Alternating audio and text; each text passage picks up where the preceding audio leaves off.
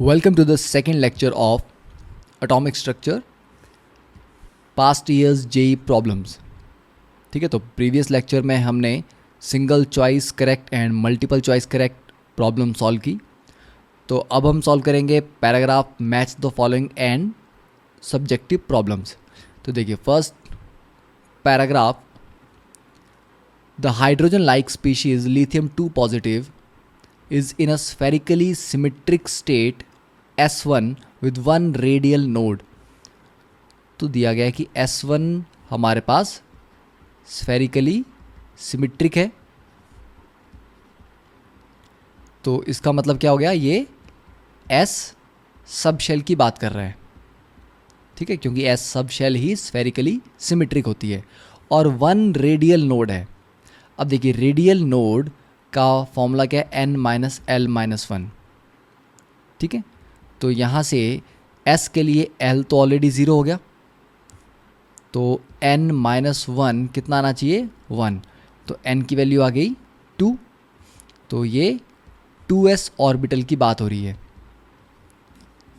Okay, तो s1 क्या है, 2s ऑर्बिटल, क्योंकि 2s ऑर्बिटल स्फेरिकली सिमेट्रिक भी होता है और इसके लिए रेडियल नोड्स कितने आएंगे, 1। ओके, सो फर्स्ट क्वेश्चन का solution S1 is 2s, b option. Upon absorbing light the ion undergoes transition to a state S2। ठीक है, तो इनिशियली हमारे पास ये 2s में है, उसके बाद ये जंप करके किसी हायर स्टेट जिसे S2, ठीक है 2s का मतलब है ये S1 में था और ये किसी हायर ऑर्बिट S2 में जा रहा है और S2 में भी एक रेडियल नोड है and energy is equal to the ground state energy of the hydrogen atom. ठीक है, अब देखिए इसको बिना सॉल्व किए भी हम थर्ड क्वेश्चन को डायरेक्टली समझ सकते हैं कि कैसे होगा। अब 2s से अगर कोई इलेक्ट्रॉन जंप करेगा हायर में तो वो किस में जाना चाहिए, 2p में जा सकता है। ठीक है, 3s में जा सकता है, 3p में जा सकता है। पर अगर आप वन रेडियल नोड देखें कि जहाँ पर रेडियल नोड किसके लिए आएगा, तो 2s से जंप करके अगर ये 2p में जाएगा तो उसके लिए रेडियल नोड 0 होगा। 3s में जाएगा तो उसमें रेडियल नोड्स 2 आ जाएंगे। 3p में जाएगा तब जाके रेडियल नोड फिर से 1 आएगा। ठीक है, तो मोस्ट प्रोबेबल आंसर इसका 3p होना चाहिए जिस हायर ऑर्बिट में ये जंप कर रहा है। पर फिर भी इसको हम सॉल्व कर लेते हैं। तो स्टेट S2 के पास एक रेडियल नोड है और एनर्जी हाइड्रोजन की ग्राउंड स्टेट एनर्जी के बराबर है। तो देखिए ground state energy of hydrogen कितनी होती है, -13.6 इलेक्ट्रॉन वोल्ट और energy of higher state S2 in lithium 2 positive कितनी होगी, -13.6 Z²। Z कितना है लिथियम के लिए, 3/n²। तो ये किसके बराबर आ रहा है, ये हाइड्रोजन के बराबर है। तो यहाँ से क्लियर है कि n की वैल्यू कितनी आनी चाहिए, 3। तो लिथियम जिस हायर स्टेट में है इस S2 के लिए जो n की वैल्यू है, ये n की वैल्यू 3 में जा रहा है। अब n की वैल्यू 3 में क्या क्या पॉसिबिलिटी हैं, 3s भी हो सकता है, 3p भी हो सकता है और 3d भी हो सकता है। 3s के लिए अगर आप रेडियल नोड कैलकुलेट करेंगे तो 3s के लिए 2 नोड्स आएंगे, 3p के लिए 1 नोड आएगा और 3d के लिए 0 नोड्स। तो कंफर्म हो गया कि किस में जा रहा है, ये 3p में। क्लियर। तो देखिए अब सेकंड क्वेश्चन क्या था इसका कि energy of the state S1 in the units of hydrogen atom ground state energy is. ठीक है, S1 की एनर्जी किस यूनिट में, इलेक्ट्रॉन वोल्ट में नहीं पूछ रहा है, ये पूछ रहा है हाइड्रोजन की जो ग्राउंड स्टेट एनर्जी है उसके कंपैरिजन में कितनी है। तो कैलकुलेट कर लेते हैं। एनर्जी इन 2s ऑर्बिट या 2s orbital of lithium 2 positive, ठीक है, कितनी हो जाएगी -13.6 z square, that is 3 square divide by n square, n कितना है यहाँ पे 2। और हाइड्रोजन की एनर्जी कितनी है 13.6 है, ठीक है, तो ये उसकी एब्सोल्यूट एनर्जी होगी इलेक्ट्रॉन वोल्ट में। कंपेयर टू हाइड्रोजन ये कितनी ज़्यादा है, इसको अगर हम डिवाइड कर दें 13.6 से तो ये कितना आ जाएगा 9/4, दैट इज़ 2.25। तो हाइड्रोजन से ये 2.25 टाइम्स ज़्यादा है, ठीक है, तो हाइड्रोजन की ग्राउंड स्टेट एनर्जी से इतनी वैल्यू ज़्यादा है। तो सेकंड क्वेश्चन का आंसर सी है।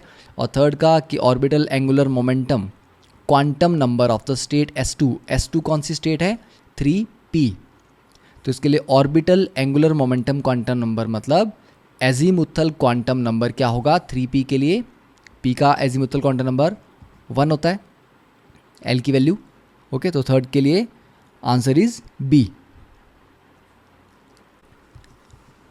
मैथ्स द कॉलम में फर्स्ट क्वेश्चन है कि यहाँ पर बोहर थ्योरी के अकॉर्डिंग क्वेश्चन पूछा गया है।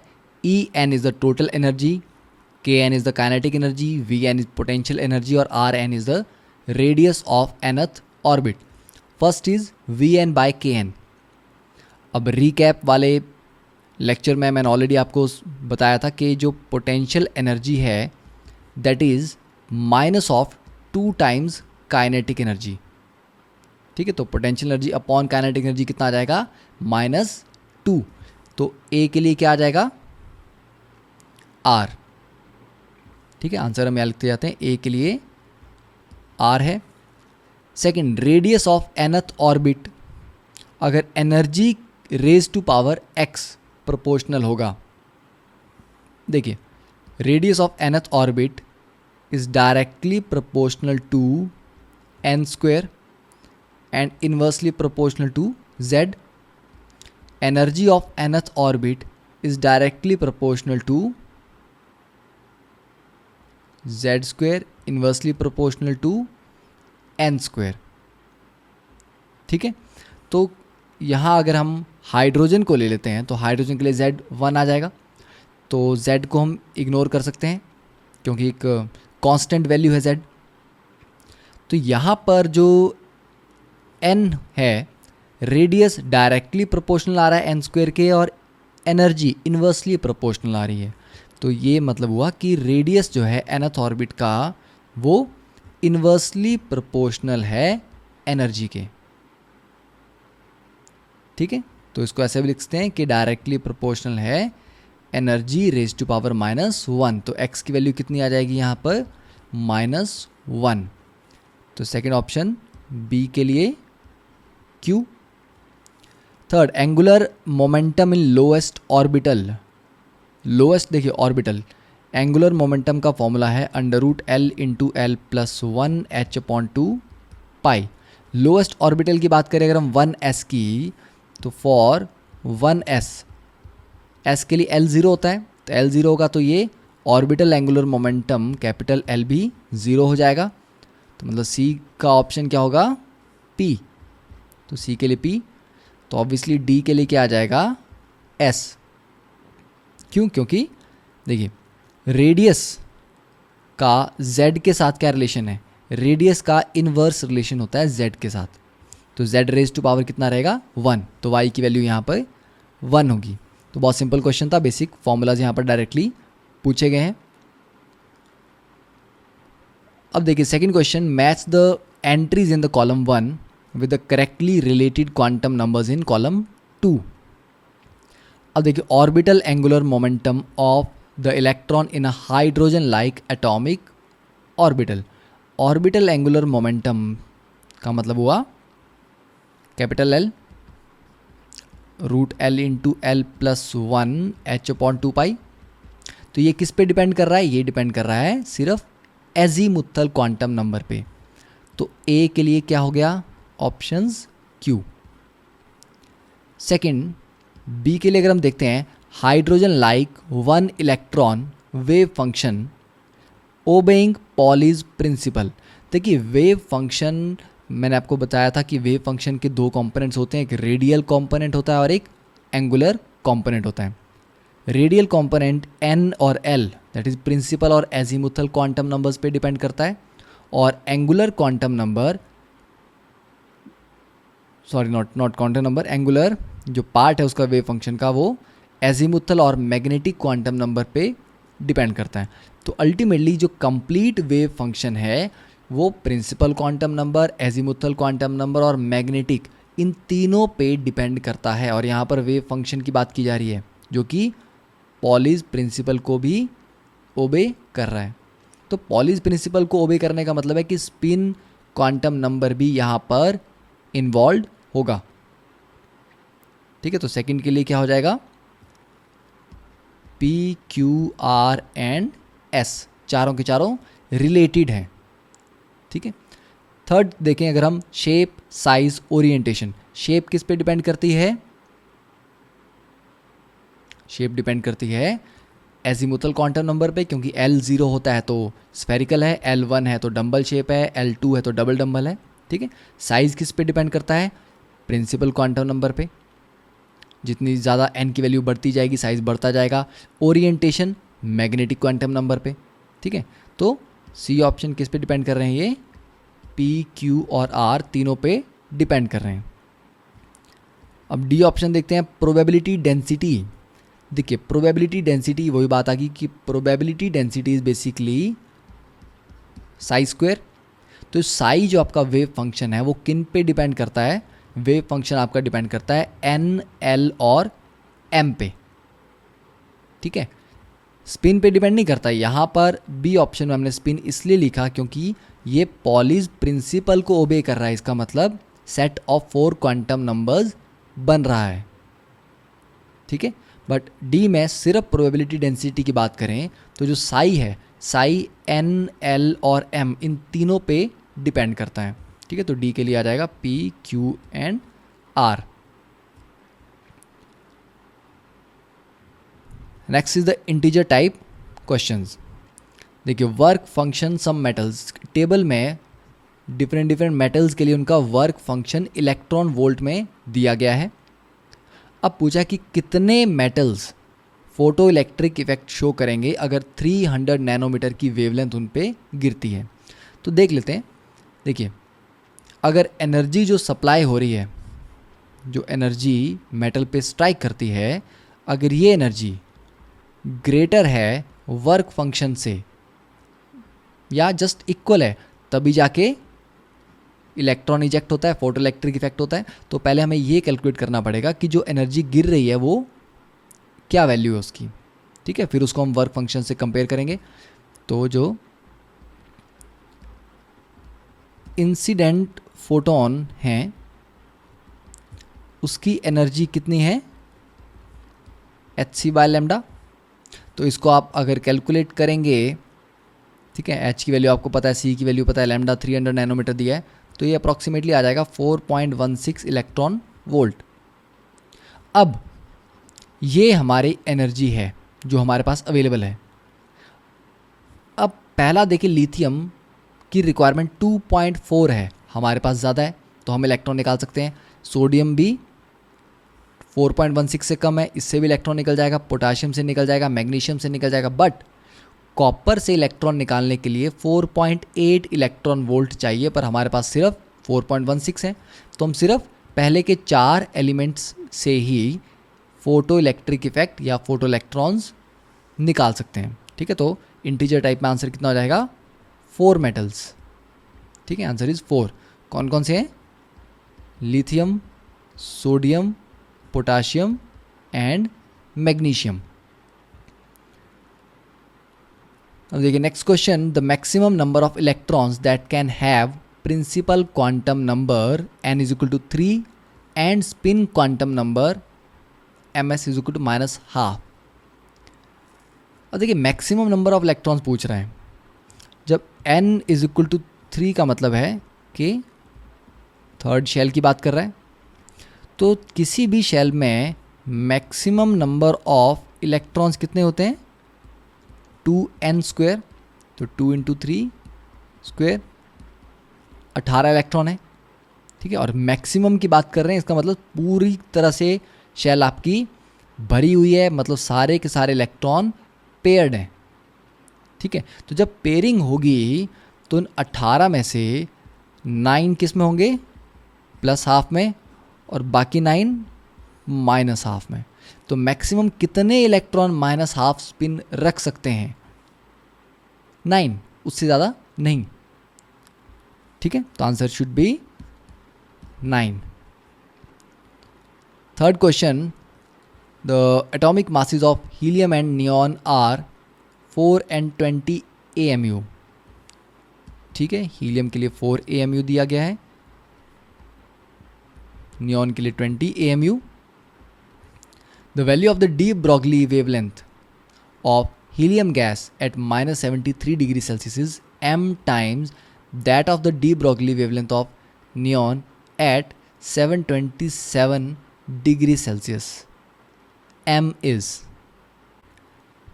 अब यहाँ पर इम्पॉर्टेंट पॉइंट यह है कि डी ब्रॉगली वेवलेंथ का जो फॉर्मूला है वो h/mv या उसे h/p आप लिख सकते हैं। तो मास के बारे में हमें यहाँ पर इंफॉर्मेशन है कि 4 AMU और 20 AMU मास है, बट वेलोसिटी के बारे में या ओवरऑल मोमेंटम के बारे में हमें आइडिया नहीं है। हमें क्या दिया गया है?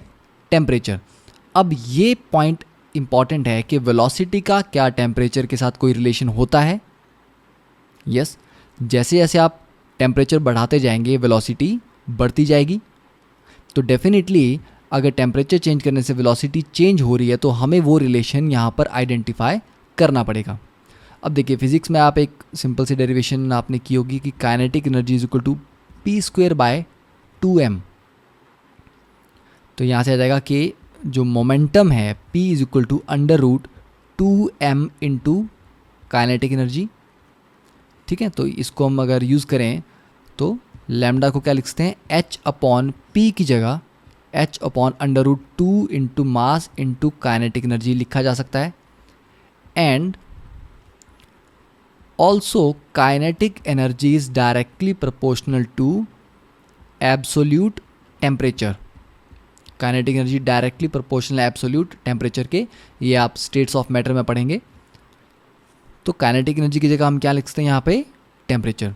तो लैम्डा को प्रोपोर्शनैलिटी में देखें तो h तो कांस्टेंट है, यहाँ जो मास है m वो वेरी करेगा गैसेस के लिए, और काइनेटिक एनर्जी की डायरेक्टली प्रोपोर्शनैलिटी है टेम्परेचर के साथ, तो उसकी जगह हम T लिख सकते हैं। तो यहाँ से अगर हम यूज़ करें तो lambda of helium divide by lambda of neon should be equal to mass of neon into temperature of neon divided by mass of helium into temperature of helium. तो यहाँ पर मास ऑफ नियॉन कितना आ जाएगा? 20, और neon का temperature कितना है? 727। अब जब भी आप किसी फॉर्मूला में टेम्परेचर यूज़ करते हैं उसे केल्विन में यूज़ करना है। तो 727 + 273 कितना हो जाएगा? यस, 1000। ओके, तो यहाँ पर टेम्परेचर आ गया 1000 divided by mass of helium is 4 AMU और temperature of helium is -73। It means 200 kelvin, ठीक है। तो यहाँ से हम सॉल्व कर सकते हैं इजीली। तो क्या पूछा गया है कि day Broglie wavelength of helium gas is m times that of neon. तो हीलियम गैस की जो वेवलेंथ है वो नियॉन से कितनी ज़्यादा है? देखिए, तो लैम्डा ऑफ हीलियम कितना आ जाएगा यहाँ पे? आप इसको एक ही स्क्वायर रूट में लेके सॉल्व कर सकते हैं। तो lambda of helium is equal to 5 time lambda of neon. तो m की वैल्यू यहाँ पर कितनी आ गई? ये जो m पूछा गया m टाइम्स, ये आ गया 5 टाइम्स, ठीक है। तो दिस इज योर आंसर। अब next question is question number 4। In an atom the total number of electrons having quantum number n is equal to 4, ml is equal to 1 and ms is equal to -½ ठीक है, total number of electrons पूछ रहा है। तो fourth question देखें, जब n आपके पास 4 है तो l की वैल्यू क्या हो सकती है? 0, 1, 2 एंड 3। ठीक है, जब l 0 है तो m भी 0 होगा, और यहाँ पर m का मतलब ml, यहाँ पर क्या हो जाएगा? -1, 0, +1, यहाँ पर कितना आ जाएगा? -2, -1, 0, +1, +2, और इस केस में -3, -2, -1, 0, +1, +2, +3। अब हमें क्या आइडेंटिफाई करना है कि n उसका 4 होना चाहिए और ml की वैल्यू 1 होनी चाहिए। ठीक है, तो देखिए l अगर 0 है तो ये इसको हम क्या लिख सकते हैं? 4s, ये हो जाएगा आपका 4p, ये हो जाएगा 4d, ये 4f। तो n तो सबके लिए 4 हो गया। अब l को लिमिट करना है, ठीक है, सॉरी l को नहीं, ml को। ml आपका मॉड उसका 1 होना चाहिए, ठीक है, मॉड 1। तो मॉड 1 का मतलब है आप -1 भी ले सकते हैं और +1 भी ले सकते हैं। तो ये दो यहाँ से आ जाएंगे, यहाँ से ये दो वैल्यूज़ आ जाएंगी, और यहाँ से ये दो वैल्यूज़ आ जाएंगी। तो टोटल ml की हर एक वैल्यू अपने आप में एक ऑर्बिटल है। जैसे s का सिर्फ एक ऑर्बिटल होता है, p के लिए 3 ऑर्बिटल्स हैं, d के लिए 5 और f के लिए 7 है। तो ये कितने ऑर्बिटल्स आ रहे हैं? देखिए 1, 2, 3, 4, 5 और 6। ठीक है, तो total we can have maximum valid orbitals 6 orbitals आ गए। अब 6 ऑर्बिटल्स की अगर आप कंप्लीट फिलिंग करते हैं तो उसमें कितने इलेक्ट्रॉन आएंगे? 12। तो इसमें 6 इलेक्ट्रॉन आ जाएंगे प्लस हाफ स्पिन के साथ, और बाकी के 6 इलेक्ट्रॉन्स आ जाएंगे विद -½ स्पिन। तो कितने इलेक्ट्रॉन आ सकते हैं -½ स्पिन के साथ? Maximum 6 electrons. तो आंसर कितना होगा? 6। अब देखिए next question number 5, not considering the electronic spin. अब ये हमने ऑलरेडी रिकैप वीडियो में सॉल्व किया है कि इलेक्ट्रॉनिक स्पिन को कंसिडर नहीं करना है, ठीक है, उसका वैसे भी एनर्जी से कोई ज़्यादा रिलेशन नहीं है। तो degeneracy of second excited state of hydrogen atom. अब हाइड्रोजन एटम एक सिंगल इलेक्ट्रॉन सिस्टम है, तो जो सिंगल इलेक्ट्रॉन सिस्टम्स हैं वहाँ पर एनर्जी सिर्फ डिपेंड करती है प्रिंसिपल क्वांटम नंबर पे। तो 1s के बाद 2s और 2p बराबर हैं, फिर 3s, 3p, 3d बराबर हैं, 4s, 4p, 4d और 4f बराबर हैं। तो एनर्जी सिर्फ 2 पे डिपेंड कर रही है, यहाँ पर s है या p इस पे डिपेंड नहीं करता। कब? जब ये सिंगल इलेक्ट्रॉन सिस्टम है। ठीक है, तो 2s में एक ऑर्बिटल होगा, 2p में 3 ऑर्बिटल होंगे, तो टोटल ऑर्बिटल्स कितने होंगे? 4। तो ये क्या हो गया? 4 डीजेनरेट ऑर्बिटल्स। थर्ड शेल में s, p और d तीनों की एनर्जी बराबर है, तो d के 5 ऑर्बिटल्स, p के 3 ऑर्बिटल्स और s का 1, टोटल कितने हो गए? 9 डीजेनरेट ऑर्बिटल्स। अब ये कह रहा है कि जो सेकंड एक्साइटेड स्टेट है, देखिए इलेक्ट्रॉन आपका 1s में रहता है, तो ये आपकी फर्स्ट एक्साइटेड स्टेट और ये आपकी सेकंड एक्साइटेड स्टेट जिसके लिए n3 है। तो उसके लिए ये बोल रहा है कि डीजेनरेसी 9 है। यस, हम यहाँ प्रूव कर रहे हैं कि डीजेनरेसी 9 है। अब अगर हम H नेगेटिव लेते हैं और उसकी भी सेकंड एक्साइटेड स्टेट लेते हैं तो डीजेनरेसी कितनी है? अब देखिए H नेगेटिव में कितने इलेक्ट्रॉन हैं? 2 इलेक्ट्रॉन। तो ये क्या हो गया? एक मल्टी इलेक्ट्रॉन सिस्टम। ठीक है, अब ये सिंगल इलेक्ट्रॉन सिस्टम नहीं है, और इसकी फिलिंग नॉर्मल ऑफ बाउ रूल के अकॉर्डिंग होती है, 1s 2s then 2p 3s 3p, इस तरह से ये चलता जाएगा। तो ये आपकी ग्राउंड स्टेट आ गई, ये आपकी फर्स्ट एक्साइटेड स्टेट है, ये आपकी सेकंड एक्साइटेड स्टेट है। तो सेकंड एक्साइटेड स्टेट 2p में कितने ऑर्बिटल हैं जो डीजेनरेट हैं? 3 ऑर्बिटल्स। तो आंसर कितना होगा? 3। डीजेनरेसी कितनी है इसकी? 3 है। तो ये बहुत इंपॉर्टेंट पॉइंट है कि सिंगल इलेक्ट्रॉन सिस्टम और मल्टी इलेक्ट्रॉन सिस्टम की फिलिंग और एनर्जी लेवल्स का ऑर्डर डिफरेंट रहता है। अब देखिए नेक्स्ट इज सब्जेक्टिव प्रॉब्लम्स। देखिए यहाँ पर दिया गया है कि नेचुरली अकरिंग बोरॉन के 2 आइसोटोप्स होते हैं, एक का एटॉमिक वेट 10.01 है, दूसरे का 11.01 है, और बोरॉन का जो एवरेज एटॉमिक वेट आएगा वो 10.81 है। अब परसेंटेज आपको बतानी है कि कौन सा आइसोटोप किस परसेंटेज में मिलता है। तो बेसिक हमने इसके लिए फॉर्मूला पढ़ा है कि जो एटॉमिक वेट है, मास उसके बोल देते हैं हम, जो मिक्सचर का हम मास की बात करते हैं तो हम लिखते हैं m1x1 plus m2x2 plus so on divided by x1 plus x2 plus so on. इसका मतलब कि जो एक एक उसके कॉन्स्टिट्यूएंट्स हैं मिक्सचर के, उनके masses multiply by there percentage. ठीक है, तो देखिए जो बोरॉन का मिक्सचर का मतलब दोनों आइसोटोप्स को मिला के जो नेचुरल बोरॉन का एटॉमिक वेट बनता है वो 10.81 है। तो ये जो एम मिक्सचर है 10.81 है। अब एक आइसोटोप का मास है 10.01 और उसकी परसेंटेज कितनी है हमें पता नहीं, बट आइसोटोप 2 हैं और दोनों की परसेंटेज मिला के 100 है। तो मान लेते हैं एक की परसेंटेज x है, दूसरे का एटॉमिक वेट है 11.01। तो 100 में अगर एक की परसेंटेज x है तो दूसरे की कितनी होगी 100 माइनस x, और दोनों को ऐड करें x और 100 माइनस x तो हो जाएगा 100।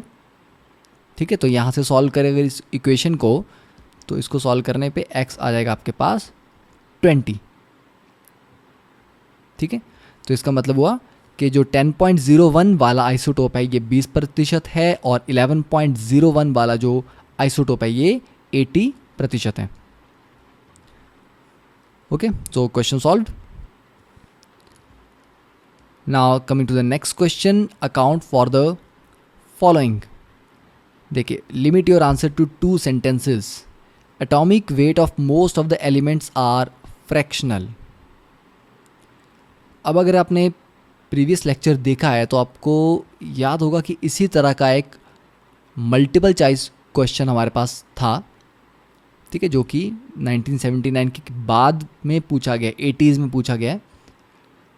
तो वो उसमें भी 2 ही ऑप्शंस करेक्ट थी। ठीक है, क्यों एटॉमिक वेट फ्रैक्शनल होता है? तो पहला पॉइंट ये है कि because elements usually have isotopes, उनके आइसोटोप्स होते हैं। ठीक है, और सेकंड सेंटेंस क्या होगा कि isotopes have different atomic masses. ठीक है, जो हमने प्रीवियस क्वेश्चन में किया था कि आयरन का एक 54 है, एक आयरन का आई गेस 56 है, एक 57, कुछ ऐसा क्वेश्चन था। ठीक है, या 54, 55, 56 था शायद। तो 3 आइसोटोप्स थे, तीनों के एटॉमिक मासेस थे, इसलिए जब उनकी एवरेज लिया गया, एवरेज परसेंटेज के अकॉर्डिंग, तो वो एक फ्रैक्शनल वैल्यू आ रही थी। तो 2 पॉइंट हैं कि पहला आइसोटोप्स होते हैं जनरली, दूसरी बात कि आइसोटोप्स के मासेस डिफरेंट होते हैं। तो जब उसमें आप ये फॉर्मूला अप्लाई करेंगे m1x1 प्लस m2x2 तो मिक्सचर की वैल्यू जनरली फ्रैक्शनल में आती है। ठीक है, तो ये 2 उसके टू द पॉइंट सेंटेंसेस हैं। और इसी न्यूमेरिकल, इसी सब्जेक्टिव प्रॉब्लम को 5-6 सालों के बाद उन्होंने मोर देन 1 ऑप्शन करेक्ट में पूछ लिया है। तो इसका मतलब है कि पुराने IIT के क्वेश्चंस सॉल्व करना बहुत इम्पॉर्टेंट है, उनसे आपको आने वाले एग्जाम्स में हेल्प मिल सकती है। नेक्स्ट देखिए, energy of the electron in the second and third Bohr orbits of hydrogen atom, ये दिए गए हैं। तो ये आपका थर्ड ऑर्बिट, ये आपका सेकंड ऑर्बिट।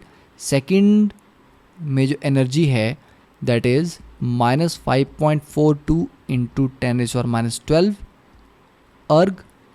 थर्ड में एनर्जी है -2.41 इंटू 10⁻12 अर्ग। Calculate the wavelength of the emitted radiation. जब थर्ड से इलेक्ट्रॉन जंप करता है सेकंड में, तो जो रेडिएशन एमिट करता है, तो देखिए जो रेडिएशन निकलेगी वो किस डिफरेंस की होगी। अगर यहाँ 15 एनर्जी है और यहाँ पर 10 एनर्जी है, तो 15 से 10 पे आने के लिए उसको कितनी एनर्जी लूज़ करनी है, 5।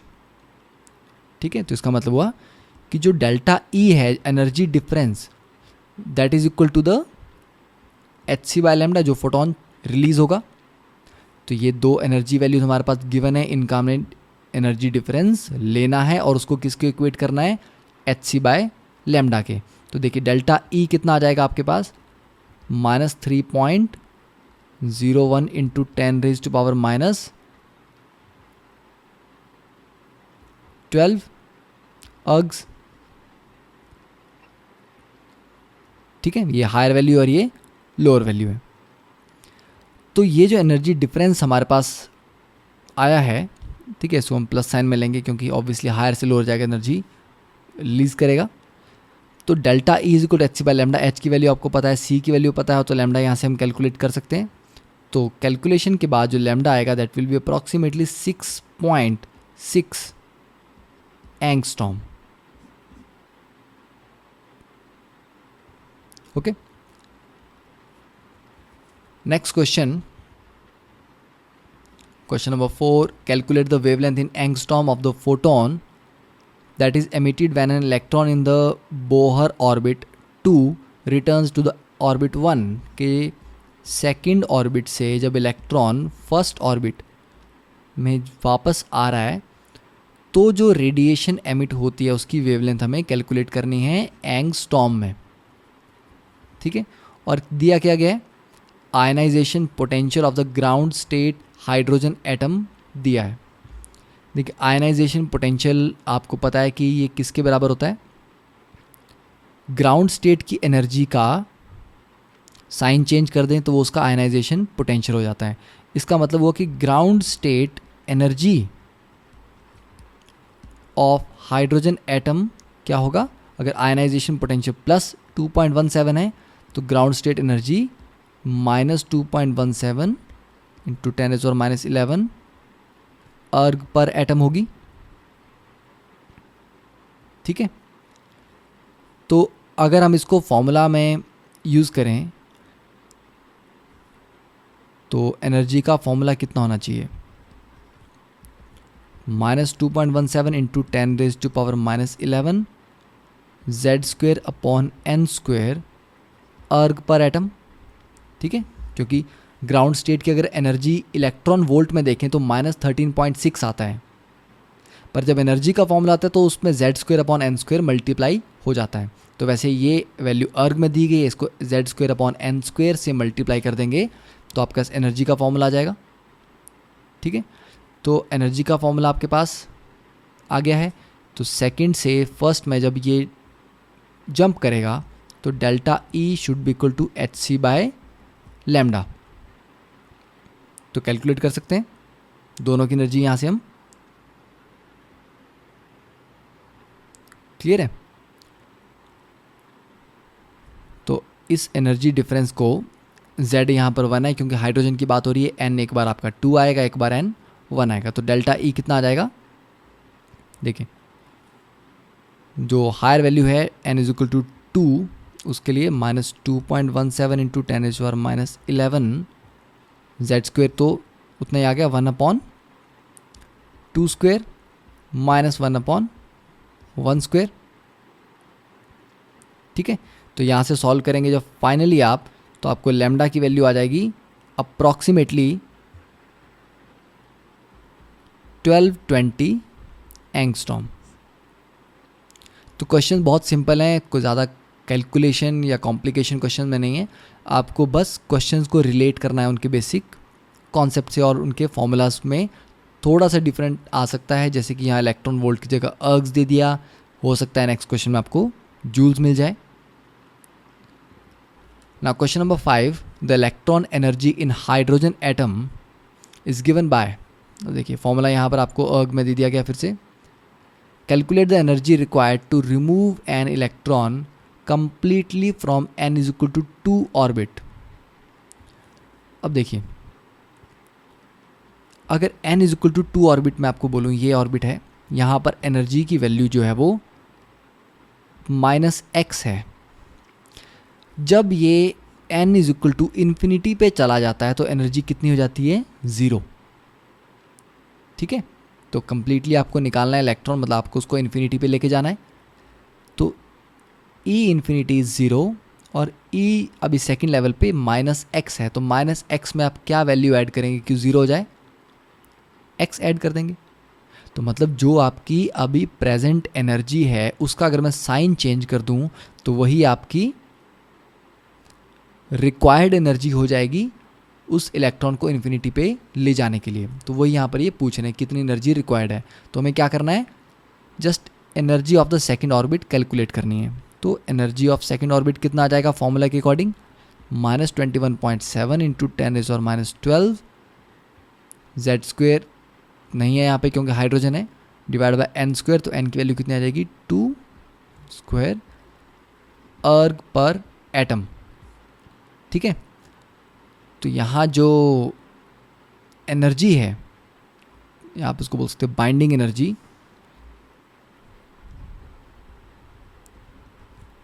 तो एनर्जी रिक्वायर्ड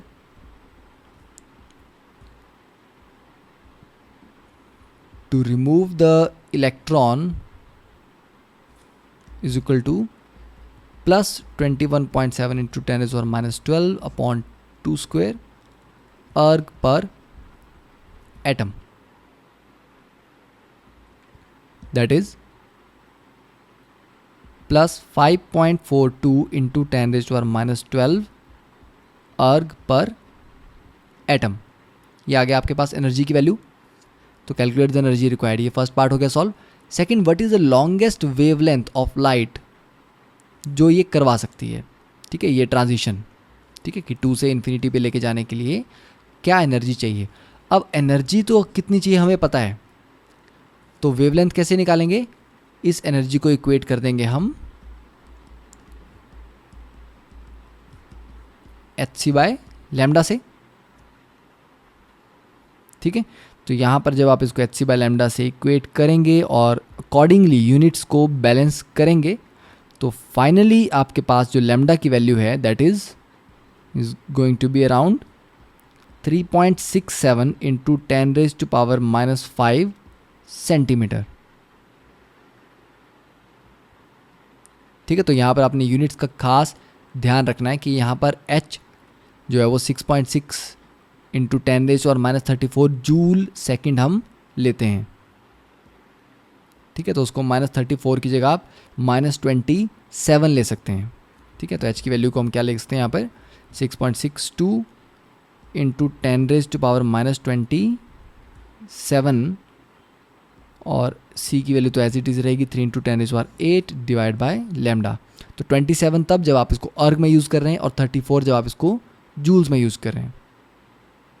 ठीक है, बिकॉज 1 जूल इज 10⁻7 अर्ग। ओके, तो यहाँ से आप लैम्डा निकालेंगे। तो यहाँ पर आपको ये ध्यान रखना है कि यूनिट्स में कभी भी गलती नहीं होनी चाहिए। अब 6 question, give reason why the ground state outermost electronic configuration of silicon is. ये क्यों है और ये क्यों नहीं है, क्योंकि ये किसको ओबे कर रहा है, it obeys Hund's rule of maximum multiplicity, जो बोलता है कि स्पिन मल्टीप्लिसिटी मैक्सिमम होनी चाहिए। यहाँ पर क्या है, it violets Hund's rule of maximum multiplicity. देखिए जो स्पिन मल्टीप्लिसिटी है उसका फॉर्मूला है 2 इंटू S+1। अब ये स्पिन मल्टीप्लिसिटी मैक्सिमम तब होगी जब ये 2s+1 मैक्सिमम होगा। ये तब मैक्सिमम होगा जब s की वैल्यू मैक्सिमम होगी। ये s प्लस हाफ या माइनस हाफ नहीं है, ये है टोटल स्पिन। टोटल स्पिन का मतलब है, फर्स्ट अगर आप डायग्राम यहाँ पर देखें तो दो स्पिन पैरेलल में है, तो मान लीजिए एक ये भी प्लस हाफ है और ये भी प्लस हाफ है, तो यहाँ टोटल स्पिन कितना हो जाएगा, plus half into 2 that is 1। Second case क्या है, यहाँ पर एक स्पिन पैरेलल है और एक उसके ऑपोजिट है, तो अगर एक की वैल्यू प्लस हाफ है तो दूसरे की माइनस हाफ हो जाएगी, तो यहाँ टोटल स्पिन क्या हो जाएंगे, ऐड करेंगे इनको तो ज़ीरो हो जाएगा। तो एस की वैल्यू किस में मैक्सिमम आ रही है, इस केस में। तो हमें इस तरह से इलेक्ट्रॉन्स को अरेंज करना होता है जिससे ये स्पिन मल्टीप्लिसिटी मैक्सिमम हो। ये तब मैक्सिमम होगी जब ये एस मैक्सिमम होगा, और ये तब मैक्सिमम होगा जब सारे के सारे स्पिन ऐड होंगे, वो तब होगा जब सारे स्पिन पैरेलल होंगे। ठीक है, तो क्या रीज़न है यहाँ पे कि हुन्स रूल को ओबे कराने के लिए फर्स्ट कॉन्फ़िगरेशन ही वैलिड होगी। Now seventh question, what is the maximum number of electrons that may be present in all the atomic orbitals with principal quantum number 3 and azimuthal quantum number 2?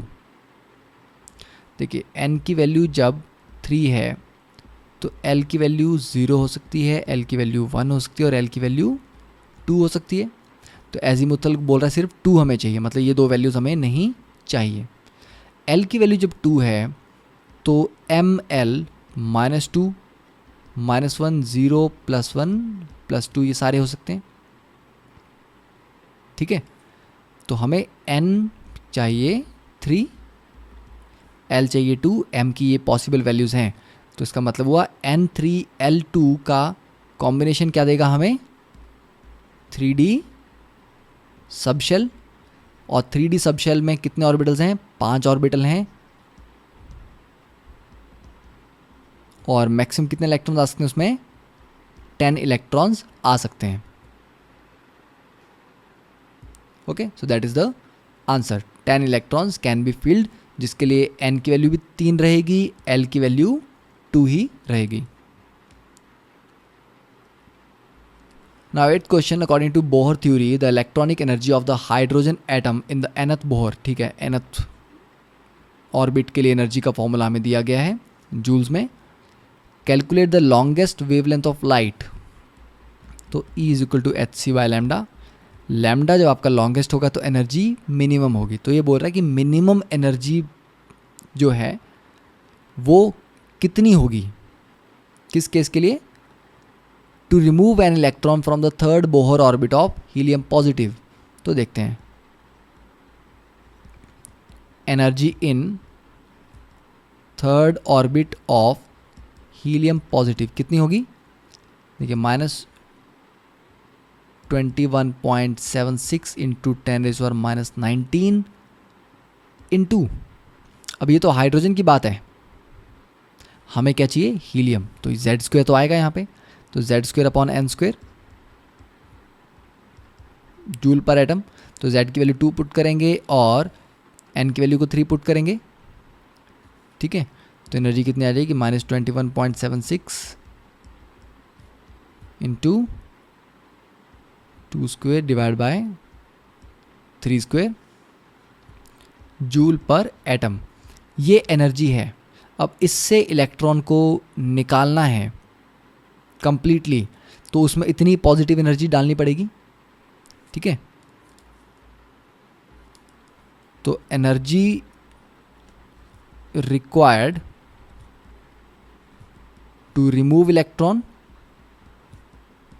इसकी positive value plus 21.76 into 10⁻⁻19 into 4/9, और ये जो energy required है इसी को हम किसके बराबर कर देंगे, hc/λ।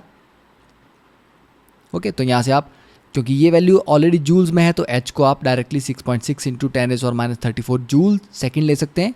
c की वैल्यू पुट करेंगे तो फाइनली लैम्डा की वैल्यू आ जाएगी। सो lambda will be approximately 2055 angstrom.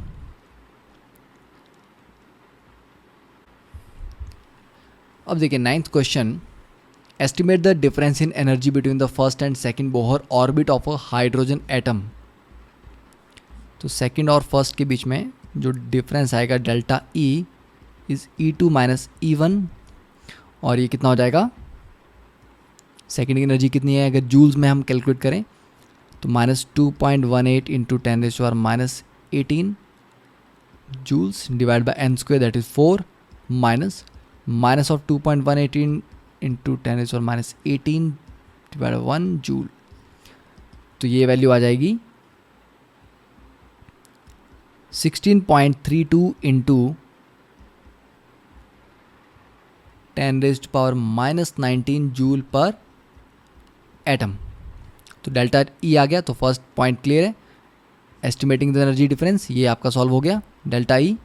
Second, at what minimum atomic number a transition from 2 to 1, कि 2 से इलेक्ट्रॉन अगर जंप करता है 1 पे, तो क्या एटॉमिक नंबर होना चाहिए आपकी स्पीशीज़ का कि जो एनर्जी लेवल है, ठीक है, ये जो एनर्जी 2 से 1 में जंप करने पे एनर्जी का जो गैप आएगा, ये एक्स रेज की एमिशन इसमें होनी चाहिए जिनकी वेवलेंथ इतनी दी गई है.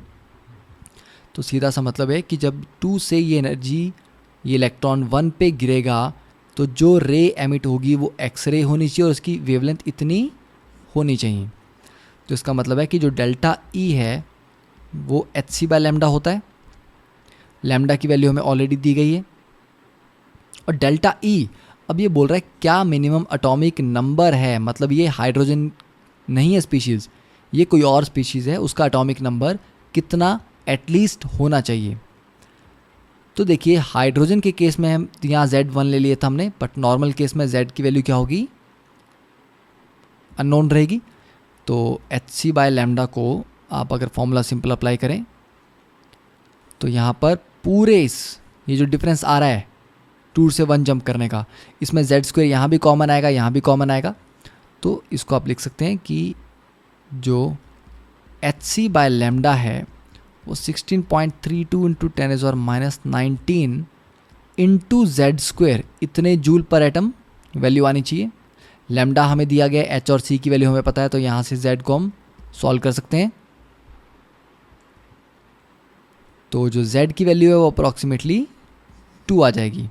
तो इसका मतलब है कि स्पीशीज़ कौन सी है, species is helium positive.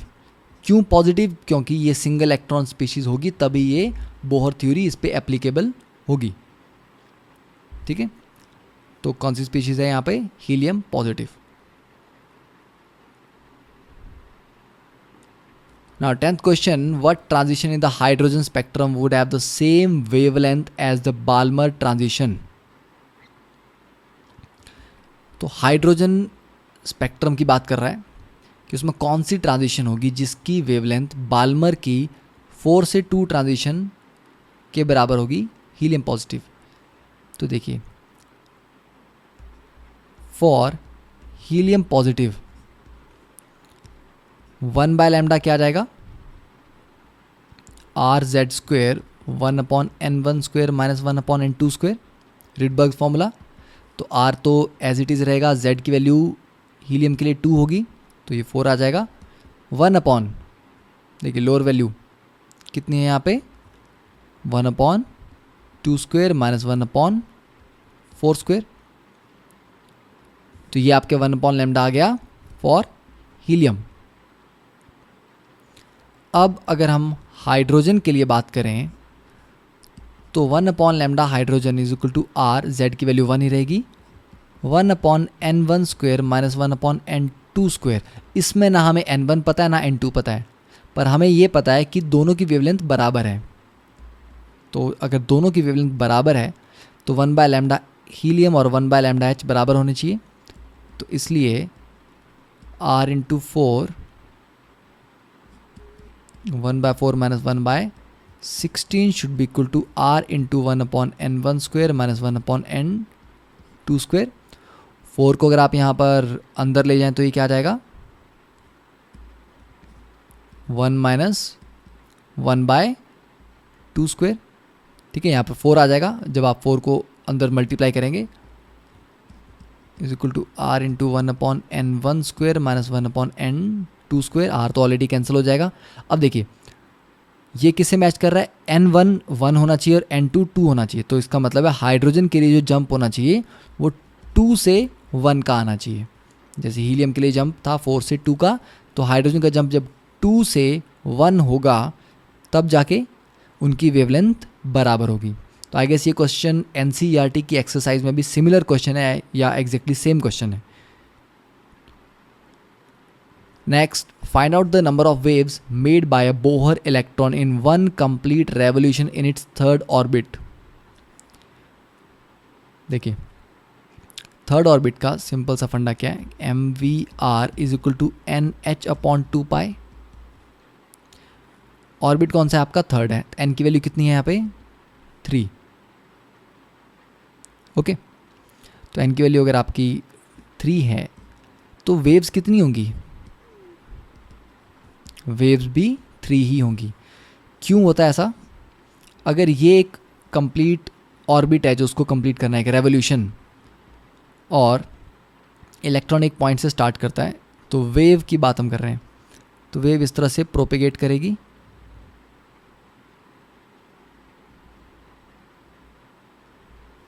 Okay, तो ड्राइंग पे थोड़ा ध्यान ना दें आप।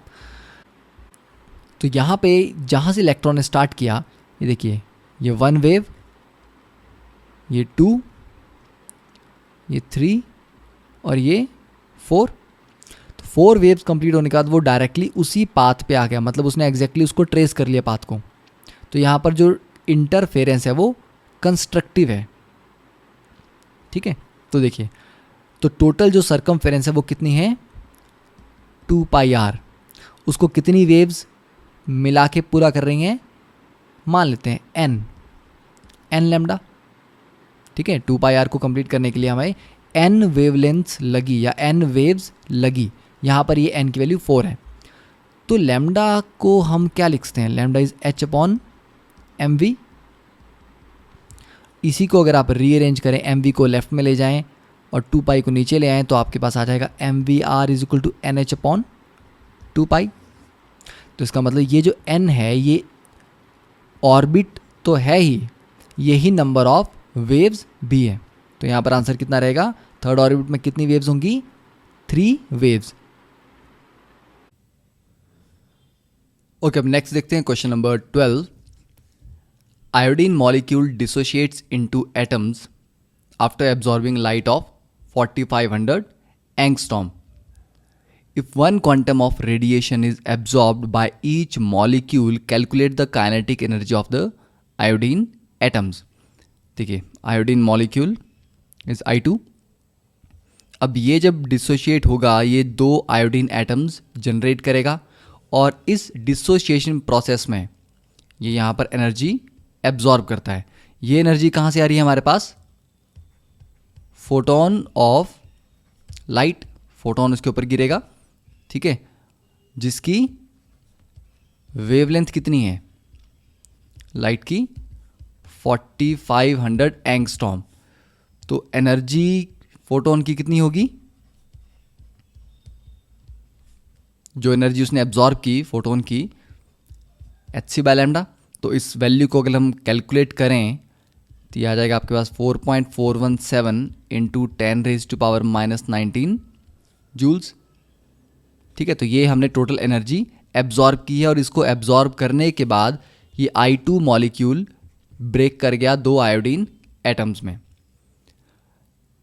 अब देखिए, अब ये बोल रहा है कि calculate the kinetic energy of the iodine atoms.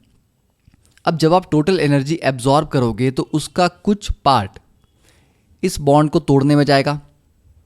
तो हम लिख सकते हैं कि जो एनर्जी एब्जॉर्ब्ड है उसका कुछ पार्ट जाएगा बॉन्ड को ब्रेक करने में, तो वो कंज्यूम हो जाएगी बॉन्ड एनर्जी में। बाकी की जो एनर्जी बचेगी वो क्या करेगी, इन नए बने हुए आयोडीन के एटम्स को काइनेटिक एनर्जी प्रोवाइड करेगी। तो मान लीजिए जैसे आपके पास 20 की एनर्जी आपने एब्जॉर्ब की, बॉन्ड एनर्जी उसमें से 10 थी, तो बाकी की जो 10 एनर्जी बच गई वो उसकी काइनेटिक एनर्जी में कन्वर्ट हो जाएगी, जैसा हमने फोटो इलेक्ट्रिक इफेक्ट में किया था, उसी तरह की इक्वेशन है ये। तो अब देखिए, एनर्जी एब्जॉर्ब हमारे पास है 4.417 इंटू 10⁻⁻19 जूल्स। बॉन्ड एनर्जी हमें दी गई है। अब ये ध्यान रखना है कि ये जो जूल्स एनर्जी है ये किसने एब्जॉर्ब की है, एक molecule, it is the energy absorbed by each molecule, ठीक है, जबकि बॉन्ड एनर्जी आपको दी गई है पर मोल। ओके, तो बॉन्ड एनर्जी कितने के लिए दी गई है, एक मोल मॉलिक्यूल्स के लिए। तो एक मॉलिक्यूल के लिए बॉन्ड एनर्जी कितनी आ जाएगी, 240 into 10⁻³ joules divided by Avogadro number 6.022 into 10⁻23 plus kinetic energy. तो यहाँ से काइनेटिक एनर्जी निकल जाएगी हमारी, ठीक है। तो यहाँ से अगर हम निकालेंगे तो काइनेटिक एनर्जी, और किसके लिए कैलकुलेट कर रहे हैं हम काइनेटिक एनर्जी, पर मॉलिक्यूल के लिए, क्योंकि ये एनर्जी भी पर मॉलिक्यूल है, ये बॉन्ड एनर्जी भी पर मॉलिक्यूल है। तो काइनेटिक एनर्जी आपको मिलेगी पर मॉलिक्यूल, और वो आ जाएगी आपके पास 4.33 इंटू 10⁻⁻20 जूल्स, दैट इज पर मॉलिक्यूल। तो एक मॉलिक्यूल से कितने एटम्स निकल रहे हैं, 2 एटम्स। तो एक एटम की काइनेटिक एनर्जी कितनी हो जाएगी, तो काइनेटिक एनर्जी पर एटम हो जाएगी इस वैल्यू का half, that is 2.165 into 10⁻⁻20 joules. अब देखिए next question 13th, calculate the wave number for the shortest wavelength transition in the Balmer series. तो हमें पता है 1/λ is equal to r z² 1/n1² minus 1/n2²। अब यहाँ पर मैंने आपको पहले भी एक्सप्लेन किया है कि E is equal to hc/λ में अगर आप देखें, अगर लैम्डा आपको क्या चाहिए, शॉर्टेस्ट, तो इसका मतलब हुआ कि E की वैल्यू क्या होगी, ये होगी मैक्सिमम। तो जब एनर्जी मैक्सिमम होगी तभी जाके लैम्डा मिनिमम आएगा, क्योंकि दोनों इन्वर्सली रिलेटेड हैं, ठीक है। अब बाल्मर सीरीज की बात कर रहे हैं, तो बाल्मर सीरीज का मतलब है कि इलेक्ट्रॉन को गिरना finally n is equal to 2 पे है। तो जो लोअर वैल्यू है ये हमेशा क्या होगी, n इज इक्वल टू 2। अब किस लेवल से गिरेगा, हायर लेवल क्या है, ठीक है। तो देखिए अगर 2 पे वो 3 से गिरता है तो जो एनर्जी गैप आएगा वो सबसे छोटा आएगा, क्योंकि अगर आप सेकेंड फ्लोर पे जंप करना है तो सबसे कम हाइट कहाँ से होगी, 3rd फ्लोर से, उससे ज़्यादा होगी अगर आप 4th फ्लोर से जंप करेंगे। तो मैक्सिमम एनर्जी, ये एनर्जी गैप तो सबसे कम है, क्योंकि इससे छोटा गैप पॉसिबल नहीं है। तो मैक्सिमम एनर्जी गैप कब आएगा, जब आप n is equal to infinity से जंप करते हैं, ठीक है। तो ये हो जाएगा मैक्सिमम एनर्जी गैप, क्योंकि इससे ऊंचा कोई लेवल नहीं है। ओके, तो ये कंफर्म हो गया। लैम्डा शॉर्टेस्ट के लिए एनर्जी मैक्सिमम चाहिए। एनर्जी मैक्सिमम तभी होगी जब आप हाईएस्ट लेवल से इलेक्ट्रॉन को गिराओगे n इज इक्वल टू 2 पे। तो ये n2 क्या हो गया, ये इन्फिनिटी हो गया। z की वैल्यू 1 है क्योंकि हाइड्रोजन एटम है। r की वैल्यू आप ऑलरेडी जानते हैं, ठीक है। तो यहाँ से इसको डायरेक्टली सॉल्व करेंगे तो 1/λ को ही क्या बोलते हैं हम, वेव नंबर। तो इसको सॉल्व करके आपके पास आ जाएगा wave number is equal to 27419.25 per centimetre, ठीक है। अब वैसे ही अगर इसके लिए शॉर्टेस्ट की जगह लॉन्गेस्ट वेवलेंथ पूछी होती, अगर ये लॉन्गेस्ट होगी तो ये एनर्जी क्या हो जाएगा, ये मिनिमम होगी। मिनिमम कब होगी, जब आप 3 से गिरोगे। तो यहाँ n2 को आप 3 पुट कर सकते हैं, तो आपके पास शॉर्टेस्ट की जगह लॉन्गेस्ट वेवलेंथ आ जाएगी बाल्मर सीरीज के लिए। अब देखिए नेक्स्ट क्वेश्चन 14th, ये अच्छा क्वेश्चन है। Consider the hydrogen atom to be a proton. अब हाइड्रोजन एटम में क्या होता है, एक प्रोटॉन होता है और एक इलेक्ट्रॉन होता है। अब ये बोल रहा है कि हाइड्रोजन एटम को हम एक प्रोटॉन मान लेते हैं जो कि एक छोटी सी कैविटी में बंद पड़ा है, ठीक है। ये कैविटी है एक रेडियस a0 की। तो एक छोटी सी हमारे पास कैविटी है जिसका रेडियस a0 है, और इसके बीच में एक प्रोटॉन हमने रखा हुआ है। तो इलेक्ट्रॉन को यहाँ पर हम ला रहे हैं इस वैक्यूम कैविटी में, कहाँ से, इन्फिनिटी से, ठीक है। तो इलेक्ट्रॉन आपके पास यहाँ पर मान लीजिए ये इन्फानाइट डिस्टेंस पे है। यहाँ से आप धीरे धीरे इन्फानाइटली स्लोली, इसका मतलब क्या होता है, इतने स्लोली आप इलेक्ट्रॉन को ला रहे हो कि उसके पास कोई काइनेटिक एनर्जी डेवलप नहीं होगी। ठीक है, यही मतलब होता है इन्फानाइटली स्लोली लिखने का, कि काइनेटिक एनर्जी डेवलप नहीं हो रही है। अब जब दो चार्जेस आपस में एक दूसरे की फील्ड में एंटर करते हैं तो उस सिस्टम के पास क्या जनरेट होता है, एक पोटेंशियल एनर्जी। ठीक है, तो देखिए यहां पर क्या होगा, सबसे पहले हम लिखेंगे कि इलेक्ट्रॉन को जब प्रोटॉन की फील्ड में ला रहे हैं हम, जब दोनों की फील्ड्स इंटरेक्ट करेंगी तो उसमें आ जाएगा work done while bringing an electron into the field of proton infinitely slowly, that is kinetic energy is equal to 0। तो ये वर्क डन कितना आ जाएगा, ये होगा Q1 Q2 upon 4 pi epsilon naught R. तो Q1 Q2 कितना है, देखिए प्रोटॉन पे चार्ज भी E है और इलेक्ट्रॉन पे भी E है, तो E square upon 4 pi epsilon not, और कितने पे उसको लाना है, इस रेडियस पे आपको फाइनली इलेक्ट्रॉन को लेके आना है। तो उनके बीच में डिस्टेंस क्या हो जाएगा, यहाँ आपका इलेक्ट्रॉन आ जाएगा, ये आपका प्रोटॉन है, तो उनके बीच में डिस्टेंस कितना होगा, R will be A not. तो ये आपके पास वर्क डन आ गया। ठीक है, अब हमें पता है कि किसी भी सिस्टम में जब इलेक्ट्रॉन इन्फिनिटी पे होता है तो इसकी एनर्जी क्या होती है, 0।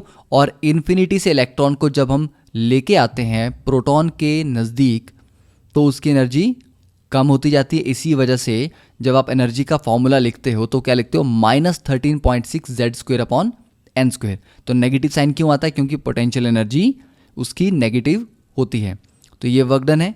तो यहाँ पर अगर हम पोटेंशियल एनर्जी लिखेंगे तो पोटेंशियल एनर्जी क्या आ जाएगा, -E² upon 4 pi epsilon not A not. ठीक है, ये आपकी इसकी पोटेंशियल एनर्जी आ गई, ये आपकी पोटेंशियल एनर्जी आ गई। अब देखिए इस पोटेंशियल एनर्जी के साथ अगर हम टोटल एनर्जी अब कैलकुलेट करें तो वो होगी kinetic energy plus potential energy. अब क्योंकि इन्फाइनाइटली स्लोली आप ला रहे हो इलेक्ट्रॉन को तो उसकी काइनेटिक एनर्जी 0 है, प्रोटॉन ऑलरेडी रेस्ट पे है तो उसकी काइनेटिक एनर्जी भी 0 है, तो ये फैक्टर 0 हो गया। तो टोटल एनर्जी ही पोटेंशियल एनर्जी के यहाँ पर बराबर हो जाएगी, तो -E² upon 4 pi epsilon not A not. ठीक है, अब नेक्स्ट पार्ट क्वेश्चन का, estimate the average total energy of an electron in the ground state. ठीक है, टोटल एनर्जी हमने यहाँ एस्टिमेट कर दी, ये इतनी वैल्यू होगी ग्राउंड स्टेट में, as the work done in above neutralization process. Also if the magnitude of the average kinetic energy is half the magnitude of the average potential energy, then find the average potential energy. अब देखिए, अब जैसे ही electron आपके इस orbit में आ जाएगा तो इसकी इलेक्ट्रोस्टैटिक अट्रैक्शन की वजह से वो क्या करेगा, इसके चारों तरफ घूमना स्टार्ट कर देगा, तब उसके पास काइनेटिक एनर्जी आ जाएगी।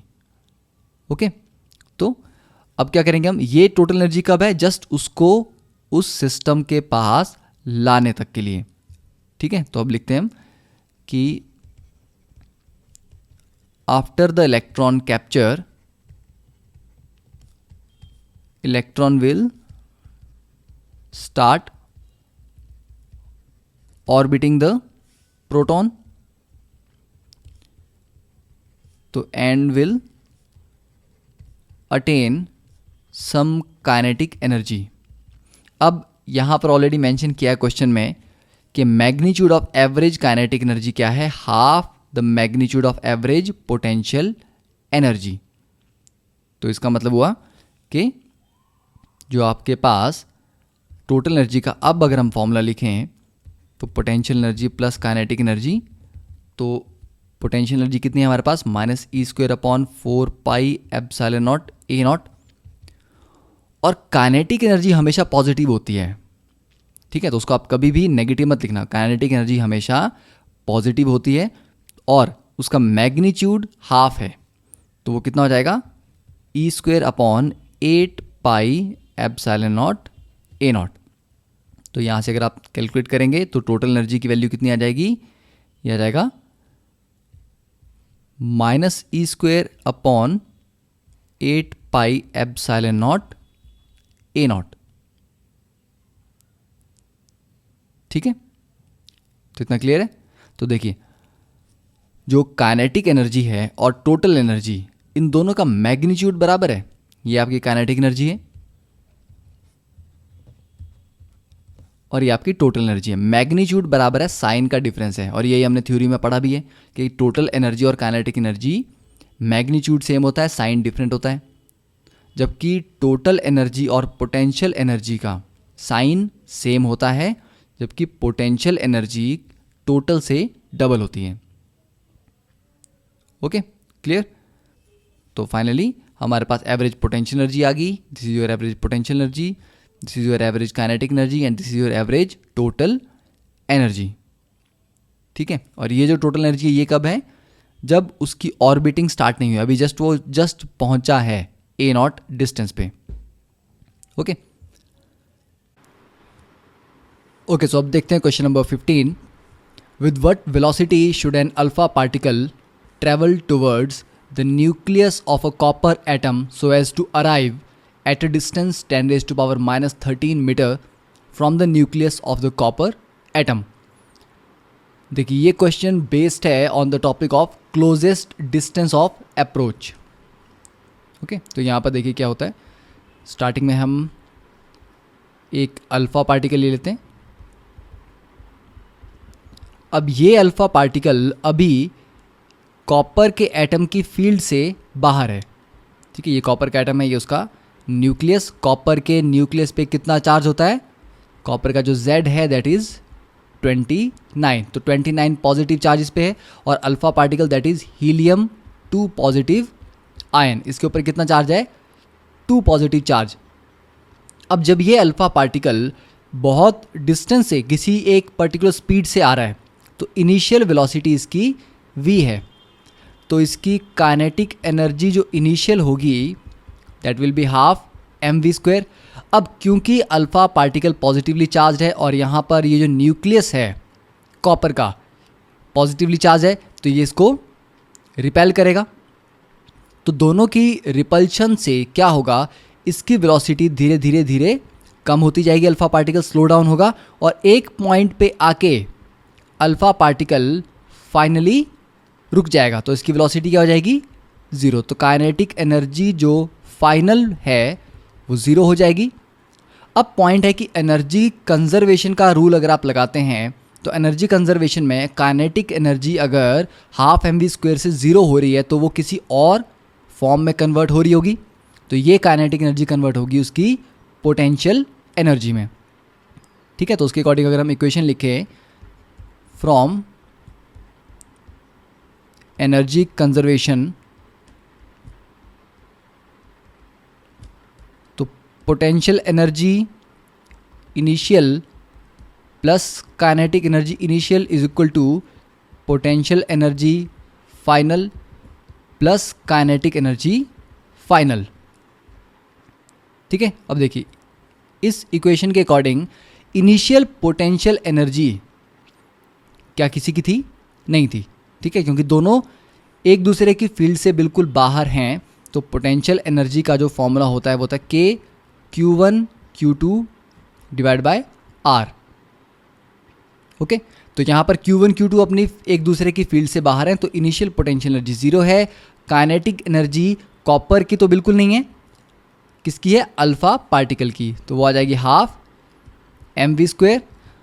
फाइनल पोटेंशियल एनर्जी, क्योंकि दोनों एक दूसरे की फील्ड में एंटर हो चुके हैं तो एक दूसरे के ऊपर उनकी फोर्सेस एक्सर्ट कर रहे होंगे, तो फाइनल जो पोटेंशियल एनर्जी है दैट विल बी K।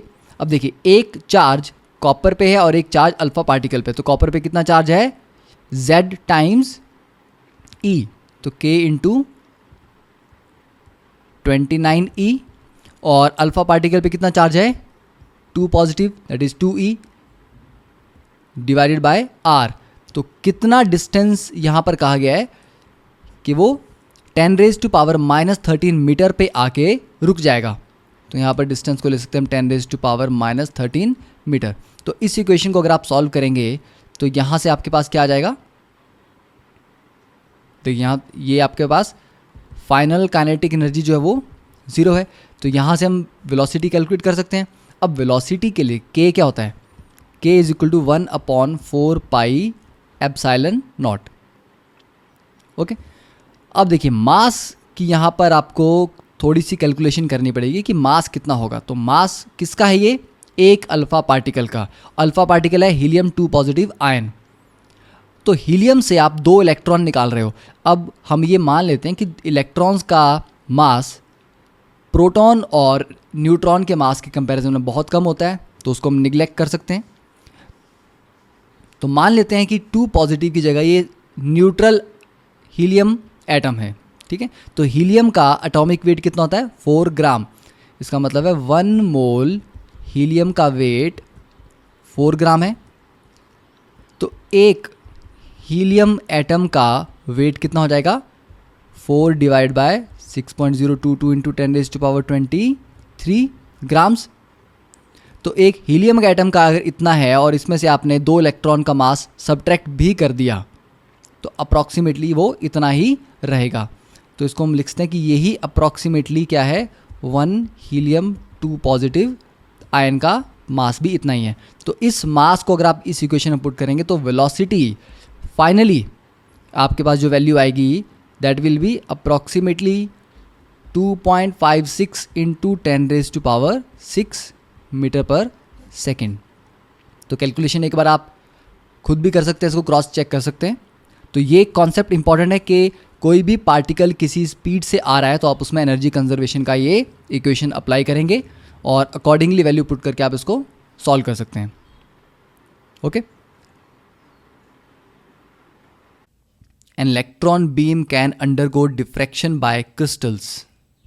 ठीक है, डिफ्रैक्शन का मतलब क्या होता है, एक फास्ट मूविंग इलेक्ट्रॉन बीम आ रही है, उसको किसी क्रिस्टल से अगर आप रोक रहे हैं, क्रिस्टल बीच में एक ऑब्स्टेकल की तरह रखा हुआ है, तो क्रिस्टल से टकराने के बाद वो बीम बेंड हो जाती है, उस बेंडिंग को बोलते हैं डिफ्रैक्शन। ठीक है, bending of that beam. Through what potential should a beam of electrons be accelerated so that its wavelength becomes equal to 1.54 angstrom. तो पोटेंशियल डिफरेंस और वेवलेंथ, ठीक है, इनका क्या रिलेशन हो सकता है। देखिए, आपके पास एक इलेक्ट्रॉन यहाँ रेस्ट पे पड़ा है। अब इस इलेक्ट्रॉन को एक्सेलरेट करवाने के लिए आप क्या करेंगे, अगर एक यहाँ पर आप एक पॉजिटिव प्लेट लगाते हैं, एक यहाँ पर आप नेगेटिव प्लेट लगाते हैं, तो मतलब आप क्या क्रिएट कर रहे हो, पोटेंशियल डिफरेंस। और यहाँ पर आपका इलेक्ट्रॉन है, तो पोटेंशियल डिफरेंस के जनरेट होने से क्या होगा, ये इलेक्ट्रॉन ऑटोमेटिकली पॉजिटिव प्लेट की तरफ अट्रैक्ट होकर भागेगा। ठीक है, जितना ज़्यादा इन दोनों के बीच का पोटेंशियल डिफरेंस होगा उतनी ही ज़्यादा स्पीड से ये भागेगा। तो इसका मतलब इलेक्ट्रॉन एक्सेलरेट हो रहा है इस पोटेंशियल डिफरेंस से। ठीक है, और जब पोटेंशियल डिफरेंस आपको पता है तो जो वर्क डन होता है वो होता है चार्ज इनटू पोटेंशियल। और वर्क डन ही किसके बराबर होता है, यहाँ पर काइनेटिक एनर्जी, क्योंकि इलेक्ट्रॉन आपका रेस्ट से स्टार्ट हुआ है। तो जितना उसके ऊपर वर्क डन हो रहा है इस फील्ड में वो है Q इंटू वी, और वही वर्क डन उसकी काइनेटिक एनर्जी में कन्वर्ट हो रहा है। तो हम लिख सकते हैं कि जो काइनेटिक एनर्जी है that is equal to charge into potential, और इलेक्ट्रॉन पे चार्ज है E, किस पोटेंशियल से एक्सेलरेट किया आपने, V से। ठीक है, अब काइनेटिक एनर्जी को आप लिख देंगे half mv² is equal to E into V. अब वेवलेंथ की यहां पर बात आ रही है, तो इसको आप वेवलेंथ से कैसे रिलेट करेंगे। देखिए, लैम्डा को लिखते हैं h/mv, ओके, और आप इसको h/p भी लिख सकते हैं, और काइनेटिक एनर्जी होती है p²/2m। तो p की वैल्यू कितनी आ गई, 2m इंटू काइनेटिक एनर्जी का स्क्वायर रूट। तो लैम्डा को हम क्या लिखते हैं, h/2m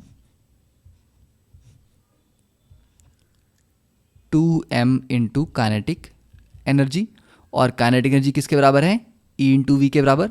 तो इसको लिखते हैं आप h/√2m into E into V। तो लैम्डा आपके पास यहाँ पर ऑलरेडी गिवन है, H की वैल्यू आप पता है, मास इलेक्ट्रॉन का आप जानते हैं, उसका चार्ज आप जानते हैं, तो V की वैल्यू यहाँ से सॉल्व करके निकाल सकते हैं। तो यहाँ से इस इक्वेशन को अगर हम सॉल्व करेंगे तो फाइनली जो पोटेंशियल की वैल्यू आएगी V, it will be 63.3 volt. Okay, तो ये डेरिवेशन हमने रिकैप में ऑलरेडी देखी है। तो बस आपको डिफरेंट फॉर्मूलाज को रिलेट करना होता है कि जो गिवन टर्म है वो क्या है, जो फाइंड आउट करना है वो क्या है, और उन दोनों को किन फॉर्मूलाज को यूज करके आप रिलेट कर सकते हो। अब देखिए next question 17th, calculate the energy required to excite 1 liter of hydrogen gas at 1 atm and 298 Kelvin to the first excited state of atomic hydrogen। तो एटॉमिक हाइड्रोजन ग्राउंड स्टेट में n is equal to 1 पे होगा। First excited state का मतलब है n is equal to 2 पे आप उसको लेके जा रहे हो। Excited state, this is ground state. 1 litre, अब देखिए 1 लीटर का मतलब क्या है, यहाँ पे हमें ये पता होना चाहिए कि कितने एटम्स आप एक्साइट कर रहे हो, ठीक है, ऑफ एटॉमिक, क्योंकि ये एटॉमिक हाइड्रोजन की बात हो रही है। अब बात तो यहाँ पर एटॉमिक हाइड्रोजन की कर रहे हैं, पर जो दिया गया है वो तो 1 लीटर ऑफ हाइड्रोजन गैस है, H2 गैस है। तो पहले आपको क्या करना पड़ेगा, H2 गैस को तोड़ना पड़ेगा, ठीक है। तो पहले हमें पता होना चाहिए कि H2 गैस के कितने मॉलिक्यूल्स हैं। वॉल्यूम दी गई है, प्रेशर दिया गया है, टेम्परेचर दिया गया है, तो सिंपल हम PV is equal to nRT use कर सकते हैं, ठीक है। तो वॉल्यूम है हमारे पास, प्रेशर है, T की वैल्यू है R हम जानते हैं, तो यहाँ से कैलकुलेट अगर हम करेंगे तो जो N की वैल्यू आएगी, number of moles, that will B 0.0409। तो इतने मोल क्या है आपके पास, H2 मॉलिक्यूल्स हैं, ठीक है। तो ये जब टूटेंगे तो क्या होगा, इससे डबल H के एटम्स, हाइड्रोजन एटम्स आपके पास जनरेट होंगे, ठीक है। तो H2 मॉलिक्यूल्स कितने दिए थे हमने ये कैलकुलेट कर लिया है। अब एनर्जी फॉर द डिसोसिएशन, तो इसका मतलब है एक H2 बॉन्ड तोड़ने में 436 किलो जूल, सॉरी 1 मोल H2 बॉन्ड तोड़ने में इतनी एनर्जी जाती है। तो टू डिसोशिएट 0.0409 H2 मॉलिक्यूल्स, कितनी एनर्जी लगेगी, अगर 1 मोल के लिए इतनी एनर्जी है तो इतने मोल्स के लिए 0.0409 into 436 kilo joule, that is 17.83 kilo joule. तो इतनी एनर्जी इनको तोड़ने में कंज्यूम होगी। अब आपके पास सारे के सारे हाइड्रोजन एटम्स आ गए, ठीक है। अब देखिए एक एटम को n इज इक्वल टू 1 से n इज इक्वल टू 2 पे लेके जाना हो तो एनर्जी टू एक्साइट 1 एटम, एक एटम को एक्साइट करने के लिए एनर्जी कितनी लगेगी, E2 माइनस E1, ठीक है। और एनर्जी का कौन सा फॉर्मूला यूज करेंगे, -2.18 into 10⁻⁻18 Z² upon n² joule पर एटम, ठीक है। तो n को आप एक बार 2 पुट करेंगे तो E2 आ जाएगा, n को 1 पुट करेंगे तो E1 आ जाएगा। तो E2 माइनस E1 से आपको मिल जाएगा कि एक एटम को एक्साइट करने के लिए कितनी एनर्जी रिक्वायर्ड है।